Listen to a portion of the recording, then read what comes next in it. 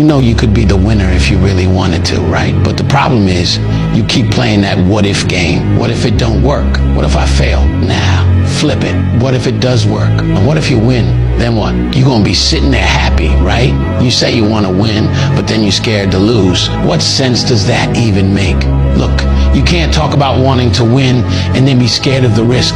That's not how this works. If you lock in, keep your head down and stay focused on the vision, how could you not win?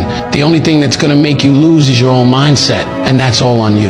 Your biggest enemy ain't out there, it's in your head. So if you wanna win, you gotta get out of your own way. And here's the truth. Every time you doubt yourself, you're slowing down your own progress. You either believe in yourself or you don't.